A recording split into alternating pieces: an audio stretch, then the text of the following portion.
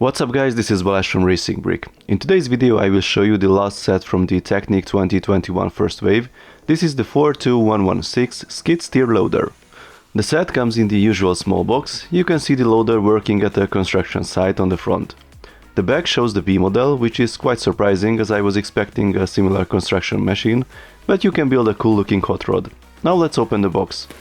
The set had 140 pieces. The price is €9.99 or dollars. We get only 2 unnumbered bags, 2 beams, the bucket, the small manual, and surprisingly no sticker sheet at all. This is how the build looks like after the first 6 steps. We already have the bases of the cabin and the front with the gauges and the seat in place. Time to add some working elements. A small worm gear comes in this slot, then secured in place with the axle, and a 20-tooth gear connects it with the previously added 12-tooth gear. After the real lights, here comes the side of the loader made of some simple parts. With this axle and another 20-tooth gear, the mechanism that lifts the arm is basically complete. You can see how it will work. Here comes the arm, and with this small beam it is already connected to the gears.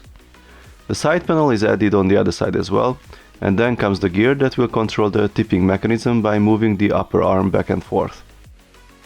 We start the assembly of the cabin's frame, and the upper control gear is added for the lifting mechanism.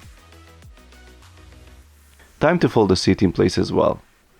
Now comes the rest of the cabin, and here's one interesting piece.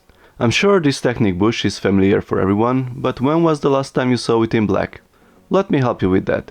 It was frequently used between 2002 and 2005 in Technic sets, but since then only 2 Star Wars buildable figures used it, both belonging to the dark side of course. So why was it so important to introduce it again in this little set?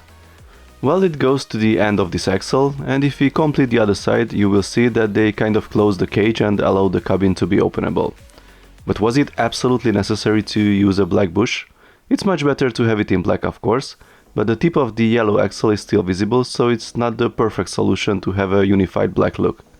Actually, this connector piece could be replaced with the 90 degrees version, and then the front section could be simply connected to it, but then we would lose the ability to open the cabin. But there's another simple solution.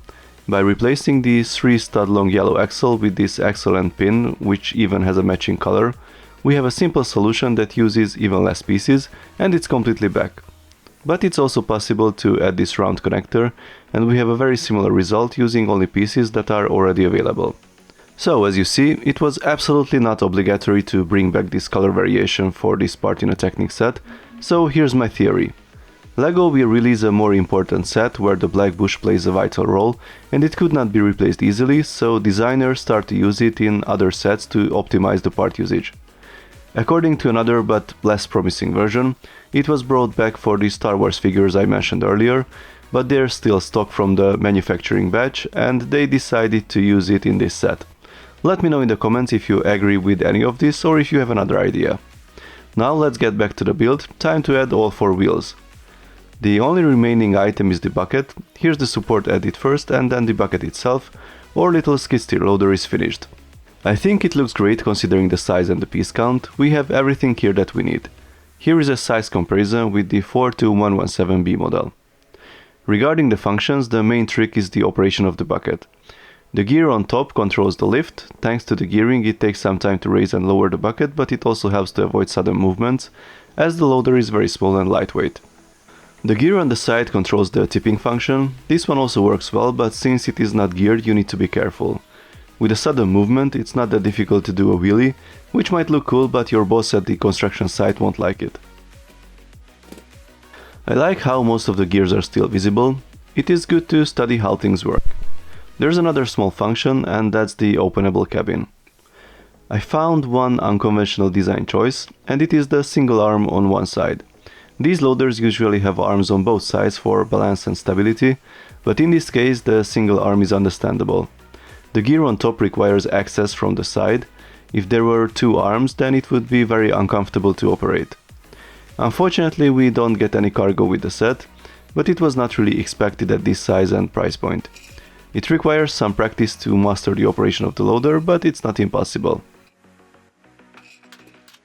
So it's time to take a look at the B model, the hot rod. I wanted to show you how this cool linkage works, but I found an anomaly which I've never seen before with other Technic sets. As you see, there are two light bluish gray frictionless pins in the front to hold the wheels. Why is it interesting? Well, because the A model only used one of these pins, and there were two of them in the spares. This means one pin comes from the model, and the other one should come from the spare parts, which is really unconventional. The B model definitely requires two of them, but it could have been an easy task to hide the second pin in the A model. If you remember the Mack truck, the garbage truck B model required two steering wheels, so the second one was hidden under the roof panels of the A model. I don't think many people keep the spare parts separately for the model, so it can be an unpleasant surprise if someone tries to build a B model later on. So let's get back to the steering. As the A model does not have steering at all, the B model has an interesting linkage built for this purpose using the available parts. A few steps later, the chassis starts to form. Here comes the bucket, which will be used apparently as the rear section of the hot rod. The rest of the build is pretty quick, so here is our completed car. It looks good for such a small B model. The only function is the steering, but it works quite well. It has a single light at the front, but it turns with the wheels, so it might help the driver at the corners. So, let's sum it up.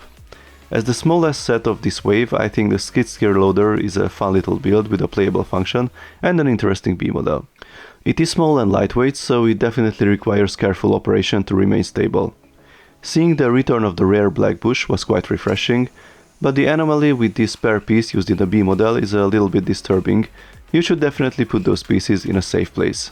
So, this is another small and cheap set that I recommend to get. Please let me know your thoughts in the comments. If you like this video, then please give it a thumbs up. You can also subscribe and tap the notification bell if you don't want to miss my Technic reviews and other LEGO RC videos. See you next time, bye bye.